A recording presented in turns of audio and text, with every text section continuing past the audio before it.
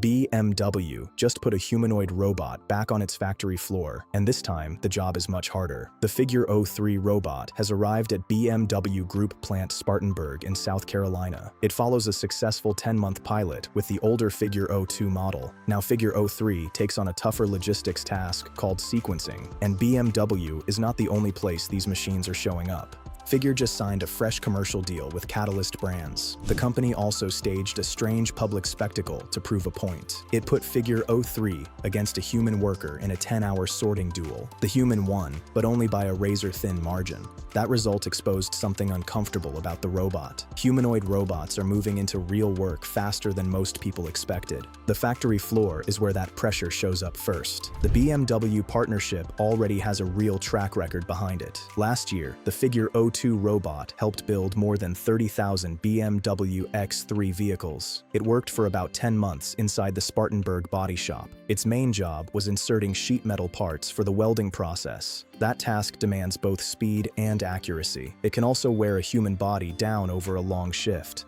The collaboration proved humanoids are no longer just lab experiments. Now Figure O3 moves to a completely different part of the plant. It handles a logistics sequencing job instead of welding prep. Parts arrive unsorted inside large containers. Figure O3 picks them up and sorts them into a sequencing trolley. That trolley then travels to a defined collection point. From there, the parts reach assembly workers, just in sequence. It is a common step in car production and a hard one to automate. Sequencing sounds simple, but it breaks most traditional robots. The problem is that parts never arrive the same way twice. They shift around inside the container. They rotate to odd angles. Sometimes they sit partly hidden behind other parts. A robot running fixed, hard-coded motions cannot handle that kind of mess. Every single pick forces the robot to read the scene again. Figure O3 has to actually look before it grabs. Then it makes small corrections on the fly, moment by moment. The challenge gets even harder because two things happen at once. The robot must grip parts while also moving its feet and body.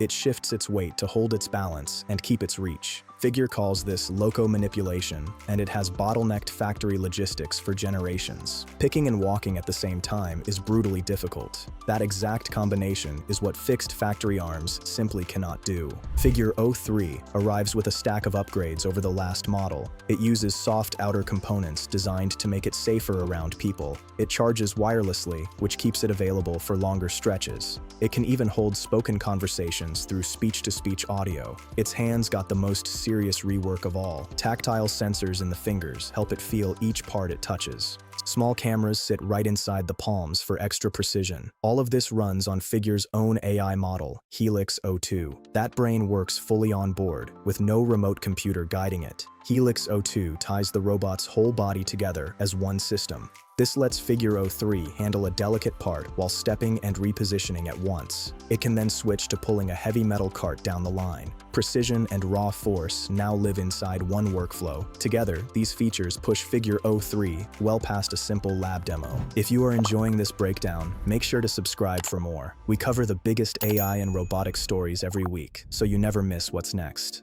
BMW is only one front in Figure's rapid expansion. The company just signed a commercial agreement with Catalyst Brands. Catalyst runs well-known retail names like JCPenney, Aeropostale, and Brooks Brothers. Under the deal, Figure humanoids will move into distribution and logistics work. The rollout starts at a distribution center in Reno, Nevada. The goal is to automate the physically demanding jobs across the supply chain. Figure frames it as freeing workers to shift toward higher-value tasks. There is a quieter detail that matters just as much here. This is the first commercial bridge between two Brookfield-backed companies. Brookfield is a shared investor in both Figure and Catalyst. That kind of overlap hints at how quickly this could scale. Figure says humanoids are the only form factor able to slot in this way. One flexible robot form could serve many different brands at once. That flexibility is exactly why holding companies are paying attention. Then came the moment that got everyone talking online. In mid-May 2026, Figure ran a live-streamed contest for anyone to watch. It pitted figure O3, nicknamed Bob, against a human intern named Aimé Girard. Both did the same warehouse sorting task for 10 straight hours. They grabbed each package and turned it to find the barcode. Then they placed it down so it could keep moving, and there was no hidden operator behind the robot. Bob ran its Helix O2 brain fully on board, under the same pressure. The humans still won the match by a narrow 192 packages. The final score was 12,924 to 12,732. That works out to a gap of just 0.04 seconds per package. But the human win came at a real physical price. Aimé needed water, breaks, and rest throughout the shift. He finished with blistered fingers and a forearm he said felt basically broken. Bob held a steady pace near 2.83 seconds per package the entire time. Later, a full fleet of robots ran over 145 hours non-stop, sorting more than 179,000 packages through battery swaps. Figure's CEO Brett Adcock called the whole thing a tortoise and hare moment. He even suggested this may be the last time a human wins. So how does Bob keep that pace without ever tiring? The answer is the Helix O2 brain, which Figure launched in January 2026. Instead of one control system, it runs 3 layers at different speeds. The slowest layer, called System 2, handles reasoning at 7 to 9 Hz. It looks at the scene and decides what should happen next. The middle layer, System 1, runs far faster at 200 Hz. It turns that plan into real body movement. Then System 0 works at a full kilohertz every single millisecond. It controls balance and force so the robot never moves like a stiff machine. That bottom layer trained on more than 1,000 hours of human motion. Figure says it replaced over 100,000 lines of hand-coded software. The design borrows the fast and slow idea from how human reflexes work. Speed at the bottom layer is what makes the robot feel alive. That is how Bob keeps working as one smooth, connected system. And Figure is not slowing down to enjoy this win. The company is already building the robot after Figure O3. On May 13, 2026, CEO Brett Adcock announced Figure O4 cleared its critical design review. That means the design passed a major internal checkpoint. Adcock also said Figure O4 is in full design lock. He added that parts for it are already shipping. The timing here is worth paying attention to. The whole industry is still waiting on Tesla's Optimus Gen 3. Musk says that design is finalized and the robot is already walking. That matters because Tesla wants to tie robot production to its factory scale and AI hardware. That real-world data could give Tesla a big edge over rivals. Tesla is targeting production around summer 2026, with bigger scaling into 2027. Elon Musk finally said something concrete about Optimus, and the answer explains almost everything. It explains why the robot has not shown up yet. It explains what Tesla is really building behind closed doors. And for the first time, it puts real dates on mass production. So here's the question this whole story hangs on. Why is there still no Optimus Gen 3? Start with the hype, because the hype has been enormous. Musk and Tesla have described Optimus as the company's biggest product ever. Tesla has even argued the robot's long-term value could eventually surpass the entire electric vehicle business. That is a wild claim from a company built on cars. Optimus is supposed to be the product that redefines what Tesla even is. And yet, Optimus Gen 3 is still nowhere to be seen. The reveal has reportedly been delayed multiple times. Every delay fed the same question. Is Optimus real progress or expensive theater? But behind the scenes, Tesla made a move that shows how serious this project really is. The company converted production space at the Fremont factory for Optimus. That includes the lines that previously built the Model S and the Model X. Read that again. The lines that once built 2 flagship Teslas now belong to a robot. Tesla is using that converted space to support initial assembly of Gen 3 Optimus robots. A carmaker does not hand car lines to a robot on a whim. That is a bet with real money on the table. It signals that Optimus has moved past the demo phase inside Tesla. The robot is being treated like the next product line, not a science experiment. And products need factories. Here's the part most people underestimate. Building a humanoid robot is a long, brutal process. Building the line that builds the robot is even harder. Optimus contains roughly 10,000 unique parts that all have to work together. Every one of those parts is a possible bottleneck.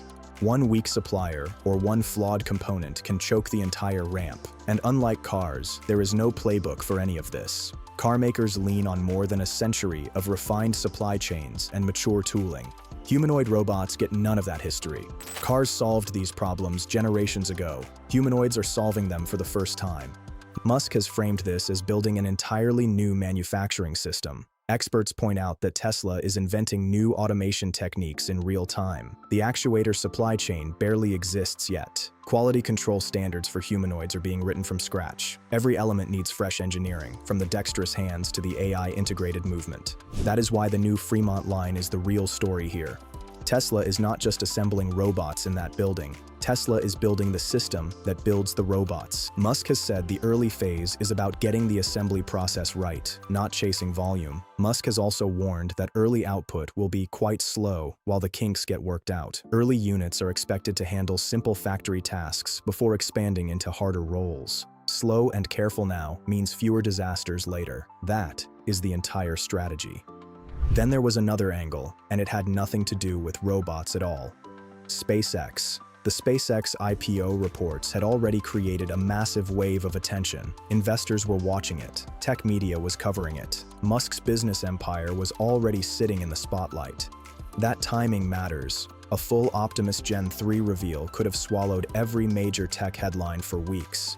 It could have pulled attention away from SpaceX right when that attention was most valuable. So keeping the robot under wraps made sense. All the noise stayed focused on SpaceX instead of being split between two massive Musk stories at the same time. It is the same reason movie studios avoid releasing two blockbusters on the same weekend. Musk's focus was also stretched across SpaceX, xAI, and Cursor. That is a lot of pressure on one calendar, even for Elon Musk. And then comes the China angle. When Musk finally broke his silence, he was replying to a theory about this exact situation. An ex-user named Dr. Jack suggested Tesla delayed the Optimus 5.3 demo on purpose. The theory claims Tesla realized it was further ahead on production than expected, so the company allegedly went quiet to stop competitors from copying its designs. Dr. Jack even predicted a major reveal with many working robots on stage. The prediction cited earlier comments from Tesla executive Lars Moravy, and in the humanoid race, the copycats everyone fears most are Chinese. But here is why Optimus Gen 3 might be closer than it looks. The proof came straight from Musk himself. Days ago, Musk posted a photo standing with the Optimus production team inside the Fremont factory. Musk stood with arms crossed, surrounded by workers in hard hats and safety vests. That is not a render or a concept slide. That is a real crew on a real line. Then, one day later, came the reply that laid out the plan. On July 1st, Musk answered Dr. Jack's theory directly on X. Musk wrote that Optimus production will be extremely slow at first because everything is new. Then came the line that framed the whole project. This is not like making a car. That reply partially shut down the ahead-of-schedule theory. It also confirmed the ramp will follow a classic manufacturing S-curve. Output starts slow, then scaling speeds up once the process matures. Musk flagged that pattern in earlier warnings, long before this tweet. Musk has even called early output rates literally impossible to predict. But buried inside all that caution sits the actual timeline. According to Tesla's first quarter earnings commentary, limited production begins in late July or August 2026. That means pilot production at Fremont starts this summer on the converted line. A second, much larger Optimus factory is already under construction at Giga Texas. That plant is dedicated to Optimus from day one, not converted from something else. High-volume production is expected around summer 2027. And the long-term target is staggering, 10 million robots per year. Analysts expect the slow S-curve to accelerate hard once the early problems get solved. Some already frame Optimus as a potential trillion-dollar product line. A trillion-dollar label sounds absurd until the volume math starts working. The strategy looks deliberate. Prioritize reliability and steady improvement over rushed volume. So, yes, Optimus Gen 3 could finally step into the light very soon. The Fremont line comes online this summer, and the first production numbers will follow. Investors and fans will be watching for the first real capability demonstrations. The bigger picture is simple. Tesla is trading spectacle for reliability, at least for now. Musk has long pitched Optimus as a robot that transforms labor itself. If the ramp works, 2026 becomes the year that vision left the lab. If it stalls, the skeptics get another year of ammunition. By the time Giga Texas hits stride in 2027, the whole debate changes.